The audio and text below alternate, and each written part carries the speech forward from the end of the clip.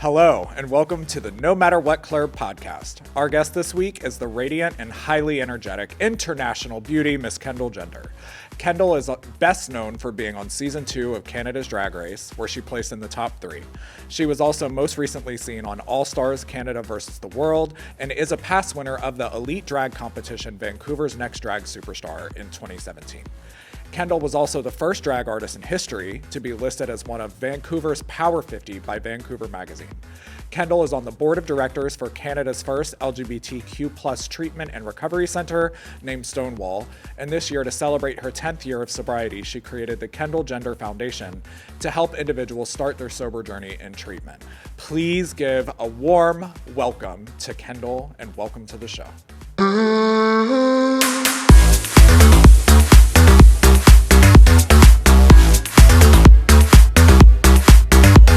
Hi, everybody, and welcome back to another episode of the No Matter What Club. We are so excited to have Kendall Gender in the house today. Hi. We are also joined by my beautiful husband, Anthony, and co-owner of No Matter What Recovery, co-founder, and then we have our wonderful program director, Jack Moll. Hey, Jack. So we are so excited to have you. Happy to be here. We're really giving the view. I love it. Well, you know, we have 4 women up here. Yes, I see that. I see that. And for some reason, I'm the only one wearing stilettos. So Can we do a shoe cam? Or how we do we do it? Flexible. There we go. There we go. I love it. One of the ways that we connected was that you shared about your sobriety on your season of Drag Race. I did. Which I found so inspiring, and I always feel connected to the girls that like are vulnerable on the show. Do you feel like having that vulnerability kind of gave you an extra platform to help, or like what do you feel? Because I've heard some girls say that they were too vulnerable on the show. Mm-hmm. Like what was your experience with that? Yeah, it's funny. I sort of went in between how much I was actually going to share. You know, I had obviously never hidden away from the fact that I was sober or anything along those lines, but there was a very distinct moment where it just sort of all flowed out of me, and it was something that kind of went through my brain. I was like, oh, do I want to share all of this? But I really felt like it was important, and I've always wanted to be able to share that, because I feel like the more that you share and the more open that you are about stuff like that, especially your struggles, it kind of releases a bit of the stigma. For sure. And I was like, well, this is the biggest platform I'm ever going to have, so why not share something that, to be honest, I am proud of, even though, you know, there's a lot of obviously negativity around how I got there, but the end result and like where I am today, I really am proud of. And yeah, the messages and all of that stuff that I got from it, like it made it so worth it. Yeah. How long did you have sober at that point? Oh my gosh, so it would have been 20. Oh my God, I'm so bad at math. It would have been like Can we insert the calculation? I know. So I'm 10 years now. So we just did your bio, so it was 2017. It would have been like Drag 6 or Race. 7. Yeah, no, And you got sober in 2021. 2015. I was on Drag Race, so 4 years ago. So 6 or 7 years. Yeah, Okay. 6 or Yeah. 7. That's so cool. Yeah. Please insert the correct time in case. I'm beautiful, but not a mathematician. I'm curious because, like, RuPaul is famously sober, and people are famously sober. I've always said, unfortunately, recovery will never be as cool as drugs are in the media, right? There's something about that. And I find that a lot of the drag entertainers that I follow, jokes about drugs or that being tied to the identity is such a large part of their shtick.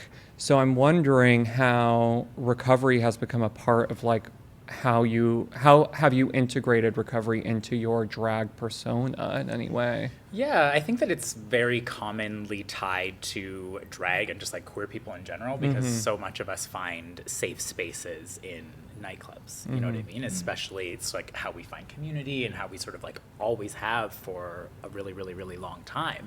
And it's so common for drag performers to kind of use that as their thing.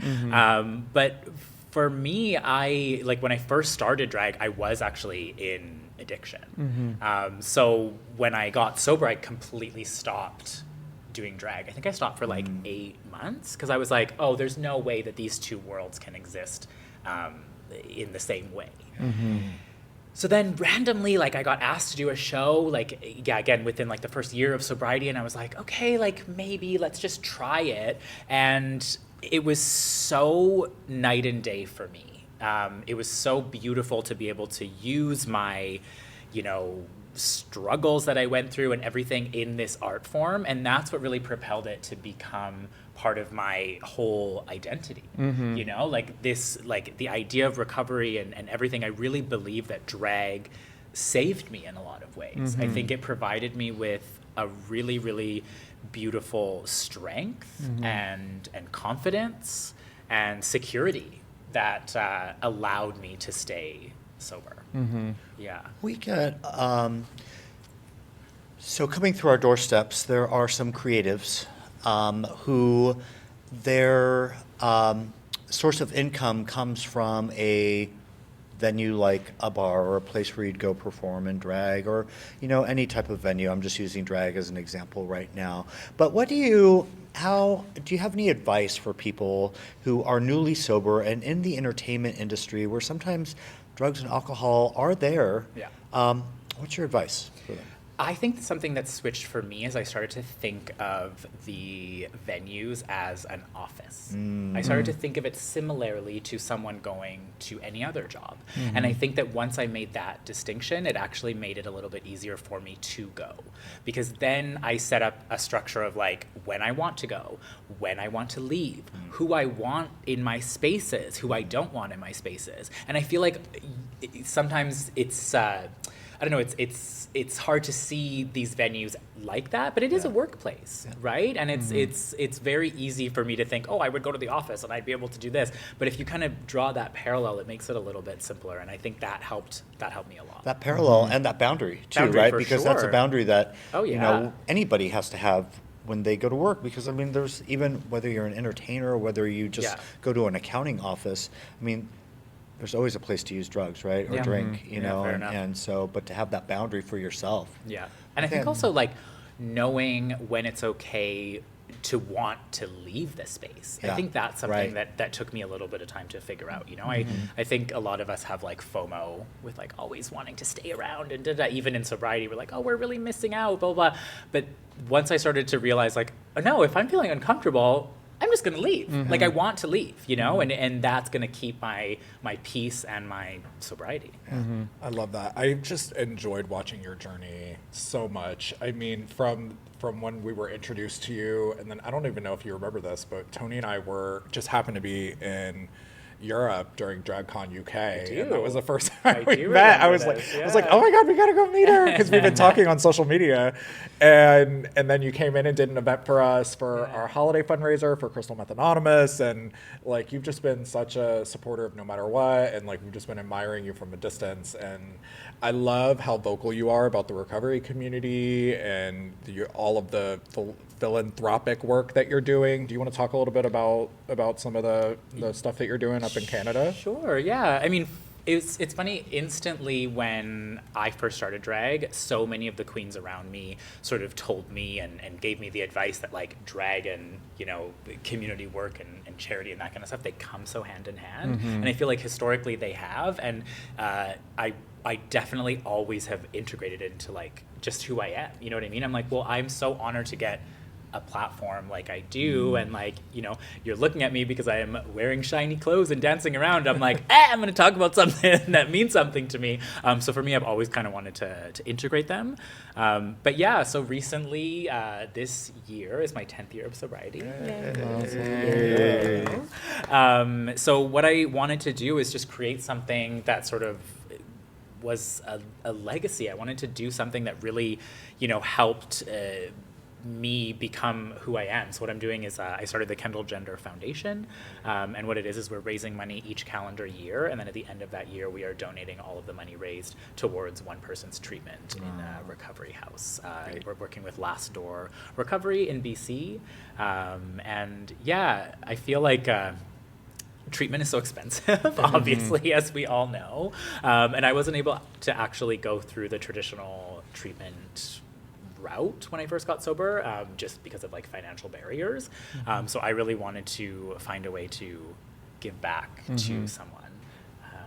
That's in that awesome. way, And I yeah. remember when y'all were starting Stonewall, you were saying that like LGBT treatment just wasn't something that existed. in Totally, Canada. yeah. So I'm on the board of directors for Stonewall, which is Canada's first LGBTQ2SIA plus treatment and recovery center, and we still are yet to have a physical space. Wow. Because of a variety of different issues and funding and all of that kind of stuff, but. Obviously, with the hopes that eventually that comes to fruition. But I feel like that was actually one of the things that really inspired me about what y'all do down here, because it's so cool that you get to have this really designated space.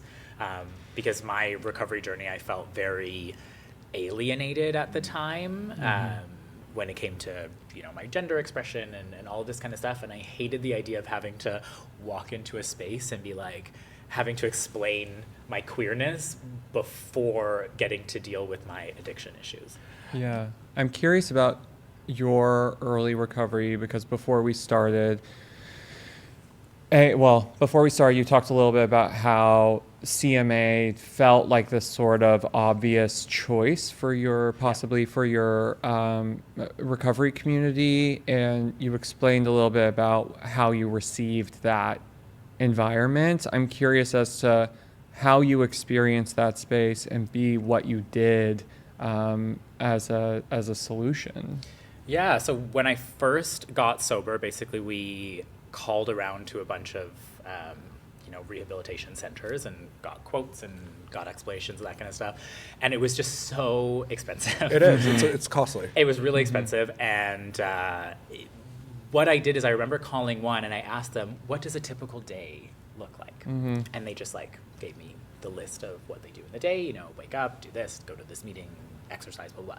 And I wrote it down on a piece of paper and actually just did it myself. Okay. I went to the YMCA, I went to all these meetings, and then within that, what I did is I tried every single meeting you could possibly go to. I did AA, NA, SMART therapy, one-on-one therapy, and then CMA as well. But for me, this CMA in the very beginning, I found a bit triggering, just because it was so specific to the drugs that I was using, obviously, and the situations that I was in. I found the sharing I think it might work for some people, but for me, I found it a little bit too intense because it really transported me back to what I was doing and not why I was doing it. Does that make sense? Yeah, for sure. Absolutely. I think my experience with CMA was, and I share this a lot, I was in the business of distributing It's a fancy way of saying it. narcotics. And so I would sit in CMA meetings and I had either slept with half the room or sold drugs to them. And I'd be like, you owe me money, you owe me money, you owe me money. And it was this very uncomfortable kind of thing. And then I had never had relationships with gay men that weren't transactional. And so for me to sit in a CMA meeting, it was really tough to navigate it because I didn't know how to have genuine, authentic relationships that weren't based on sex, drugs, or money. And so CMA for me was really challenging, but what it helped me do is navigate being in a room with a bunch of, CMA is not just gay men, but it's a majority of gay men. And it allowed me to be able to learn how to build authentic and genuine relationships with gay guys that normally the relationship would have looked much differently, but it took years. It wasn't an easy process. I think that's very important to say because I feel like it's different for everyone, and that's sort of why I wanted to go to so many of them. For me, my experience and what I needed out of recovery is different than what you probably needed, what you needed. And I think that that's very important to say. Try them all and see what works for you. There's no rule book. There's no one surefire way. Yeah. What works for you today? What do you do to maintain your sobriety on a daily basis? Something that I've honestly kept up is the one-on-one therapy. That for me just was that was very beneficial to me. And I think within that, just based on my personality type, is just keeping close relationships with people, a little bit more of that one-on-one sort of grounding. I have people that are in my circle who understand my addiction and understand my issues, and I can very openly communicate with them. Funny enough, that's actually something that I struggled with on Drag Race. Not that I relapsed or anything on Drag Race, but it was something that I struggled with, not being able to have that constant connection with my core group of people or my therapist or anything like that. That kind of was like the first time where I was like, oh, this sucks. You would think they make people meet with their therapist while they're shooting Drag Race. So they do have a therapist. Oh, okay. They do have. I will preface that they do. Well, have that's a therapist, good. but it was just such a different environment for me. How I had set up my structure of like what I need for my mental health and my sobriety. Dumb question. How come they connect you with a therapist on that? I mean, they do. Or the contestants, I should say. Not Yeah, I think it's a very stressful environment, and they do give you access to a therapist whenever you want throughout the entire process. You meet with a therapist even before you get cast on the show. At least in Canada, I can't speak to the American So version. it started with Survivor Okay. because a contestant from Lost it. Survivor lost and ended their life after losing, and it made this is kind of heavy, we can cut this, but it made the company very susceptible to criticism around like you're not prioritizing, you're taking people away from their support systems into a distressing situation, and there's no sort of aftercare. It's sort of like we criticize treatment centers that don't prioritize aftercare. And so now it's a guideline with all of these shows is to have this psychological support. Yeah. I think that's actually pretty amazing. It is. I found it very helpful, especially like when I was dealing with like the issues of the show.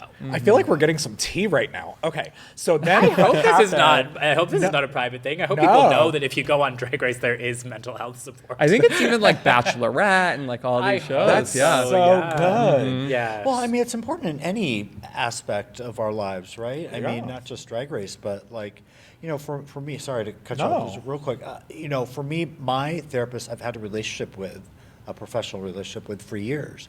And I'll go, I don't know how it is for you, but I'll go for a few months, get everything worked out that I need to get worked out. Yeah. We'll take a break for however long. And then if I need like a little tune-up, I'll go back for a few I'm more like that months, too. you know? Yeah. Like it's an ongoing relationship that sometimes is more intensive Totally. than others.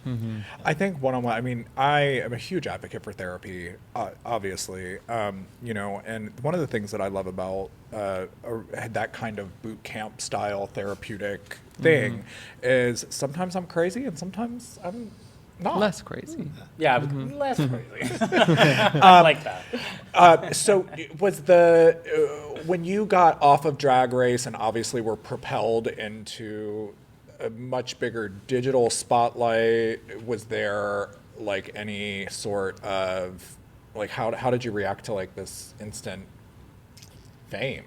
Yeah, I mean, I think that any time you're propelled is a good word into the stratosphere of the public eye, I think it can be a double-edged sword. You know, I think I've gotten opportunities and stuff that I could have never dreamt of in my entire life. But I've also gotten, you know, a negativity, a lot of it. You know, I mean, I got a message when I didn't win my initial season, and the message, someone boldly said this to me. They were like, well, you didn't win and you didn't deserve to because you were an effing crackhead. Yeah. That's wild. Yeah, someone just like boldly DM'd me that, and I was like, okay. So like people can be intense. We've even noticed that with the podcast. So now that we have brought some really sensitive issues to light, like the trans experience and, you know, without getting political on the podcast, you know, we are in a time that we as queer folks haven't been in years, and I feel like you know, when we are posting stuff, we're very cognizant of the comments that people post when we have, you know, trans guests or they come for us being queer or gay. And so we're experiencing a little bit of that now. One of the things that's very interesting right now that just made me think about this is kind of the relationship between America and Canada. What is your experience of what's going on here or there right now? Yeah, I mean, it's naive to say that the two countries are not so intertwined and will be forever. I think that we, as a country, let me delicately say this. I think we saw some of the things that had happened here, and we as a country sort of went on a pendulum swing to the other way based on what we saw here, with the hopes that perhaps maybe we didn't go the same way. Like we just, elected a new prime minister that is more on the side that, like, I think we would all agree with, let's say. So that to me is probably the most, like, fortunate thing that I've seen. And again, no government is perfect. Don't get me wrong. But I think that we were afraid based on what we saw happening down here, and it's, my heart goes out to everyone here, and especially queer people of color. Like, it's just, I think we look and I wish that I could do more as not just a Canadian, but also just as a person. It's intense. It is. What is in Canada? So here, trans folks in certain parts of the country are having their rights taken away. It's not safe for them. Like, how is trans affirming? How is Canada a trans affirming country? Like, how is it for trans folks to transit? Like, what does that look like? Yeah, I mean, I think it varies province to province, for sure, like it does here. But I don't think that we've seen any sort of like hard, fast legislations as we have seen here. And I think that again, our PM is a little bit more for the like side of equality, for sure. And I think that just like the basic human rights for trans people, like that, we're not seeing being attacked, for sure. Which, so we are very fortunate. So if anyone wants to get married, hit me up. I'll help you out. I am curious, like, with that comment that you received after Drag Race about you being a quote-unquote crackhead, that's obviously coming from, like, the moralist model of addiction, which is that addiction is a moral failing, that this is a character flaw, and that you are simply weak. Which is also the way that the American justice system treats addiction, right? It's a disease. It's you go to jail because you failed as a upright citizen. I'm curious, does Canada have any sort of legislation that reflects the disease model of addiction, which is arguably more compassionate, or is it the same sort of like hangover war on drugs? Yeah, so I'll speak to Vancouver in specific. We have an area called East Hastings, which is probably, and don't quote me on this, probably the most intense part for addiction in the country. But we recently just did a lot of like legalization towards substances. Again, I'm not 100% sure of it, but I believe that most of the harder drugs on a small amount are actually legal. Or decriminalized. Decriminalized, yeah, exactly, sorry. And so I think there is a little bit more of an effort or understanding that it's obviously a mental health issue. And I think that we are seeing that just based on the like mass amount of people that are obviously struggling with it. We see. I feel like it's probably the worst in the country where I live, based on the climate, and obviously where people can stay and be outside and that kind of stuff. Which hence is why the decriminalization sort of came into effect. But Is You're harm like reduction? our Canadian correspondent. Right Yeah, now. I live. I live. Is harm reduction like a model that's widely used in Canada currently, or is it, because we're seeing a lot of harm reduction approaches here? for sure. Yeah, and there's a lot of like safe injection sites and all of that kind of stuff. So. I mean, no matter what is an abstinence-based organization, but we are very. We know that not an abstinence-based approach is for everyone, or so at some point someone may need an abstinence-based approach and go through a harm reduction approach first, so that they can have harm reduced. I mean, essentially, right? Here in the United States, we're noticing like with harm reduction, it's a reduction of STIs, of the spread of, illicit substances or utilizing dirty paraphernalia. I mean, there is a really humane approach to substance use disorder here in Los Angeles specifically that we're seeing. I know San Francisco, Portland, like some of those like more forward thinking cities do have like more of like a harm reduction centered kind of model. Philosophy. Yeah.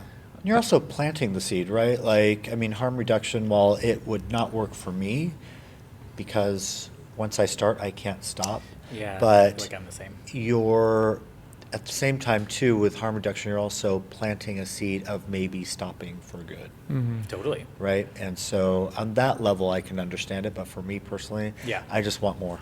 Well, I Yeah, think that's in why my- it's different for everyone. Yeah. Exactly. When I was deep in my addiction at 3 o'clock in the morning, rather than going to get judged at a store to buy syringes, I would put myself in situations that I wouldn't normally put myself in because of the stigma around being a junkie at 3 o'clock in the morning needing a fresh syringe, And so I do understand the approach of handing out free syringes and stuff like that for people that are deep in their addiction and aren't ready to get sober yet. Yeah. So anyway, on a much lighter topic, because I want to segue, what's the fascination with Beyonce? How did all that start? Wow, that was quite a switch. Oh, I just got whiplash. I didn't even know which way you were gonna go. I'm trying to make it lighter because we were getting deep We were for a getting- minute. Yeah. Oh my gosh, my fascination with Beyonce. I think it started. Wait, what was your first intro to Beyonce? So when I was quite young, my cousin, who I grew up with, who was basically like my sister, she went to a Destiny's Child concert. Okay. And I remember it so specifically. Love Her this. and her friends Okay, yeah. had a limousine. They got picked up. They had their little fancy outfits, all this kind of stuff. And I remember it as a little kid. I feel like, she would have been like 16 at the time, and I was like 7, 8. Oh my God, I just thought it was the coolest thing in the whole world. Seeing her like go into this and go after this concert. So that's how I started listening to her in general. Do you know? So I saw Destiny's Child open for Okay. Christina Aguilera, the Oh, O tour, that's my number 2 actually. which was Genie in a Bottle and all that. Okay. And so like Bills. Yes. Say my name. And Oh my Michelle gosh. had a sprained ankle, so she sat on a stool, which Oh. felt very symbolic Oh, for the classic. rest of their career Oh, trajectory. So classic. But the fact that they opened I know, that's kind of a gag. for Christina Michelle Aguilera. Michelle. I know. But I'm Wow, so that's a glad that forgotten child. Destiny's Child was your first foray, Yeah. because I feel like so many people are like starting at her solo career. Right. No, yeah, I'm definitely like an OG Beyonce. Yeah. And I don't know, for me the fascination or obsession has just sort of like continued my whole life. I don't know, there's just something so empowering about her. I find it so liberating in so many ways, how she integrates, the things that are going on in the world and the things that she's going on personally and how she integrates that into her art. Like, it's just, I would love to be 0.0001% of that. I love how there are artists or people or figures in our lives, especially in sobriety, that we really turn to. We've talked about this before on a podcast, where we turn to for inspiration and also strength in Totally. some way, right? Like, Oh, yeah. it kind of sounds like Beyonce might be sort of that for you. a Oh, little for bit. sure. Yeah. Yeah. I feel like I go through emotions like with her. I'll listen to a specific album if I'm going through, like I was listening to Lemonade when I went through my breakup. Like I was, she's like a heartbeat for me. Oh, I love it. Who's that for you? Well, it's. I know where you're going with this.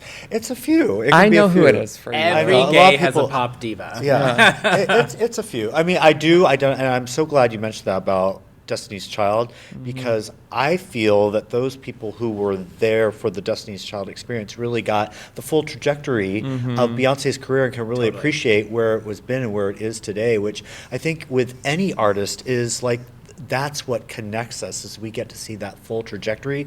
For me, it's Madonna, although like new Madonna, or not new Madonna, I Goes should say, without but saying. today, Madonna, Yeah. I mean, I love her, I'll always love her, but I think that there's a lot of pop divas that I love, like Lady Gaga. Miley Cyrus is Okay. amazing. You know, I love me some Miley Cyrus. Yeah. Especially with what's going on right now. Apparently, she was just out with Yeah, Beyonce in she was. Paris. Yeah, literally. Yeah. Wait, was that the one you just flew to and flew back? No, I went to the one in London. Okay. Yeah. Oh, you went to the Renaissance tour? The Cowboy Carter. Oh, Cowboy Carter, Yeah, she sorry. just Yeah, got back. I did see Cowboy the Carter. Renaissance tour as well, though. Okay. But yeah, I literally went to London for 36 hours. So to who's see your her. top- She came to Canada though, didn't she? No, that was part Oh, of it. That was damn. part of it. Yeah, and scheduling wise, the UK actually was easier than Did the American dates. Did she go to Canada for the Renaissance? Yes, tour? that Okay. one I got to see at Vancouver. Okay.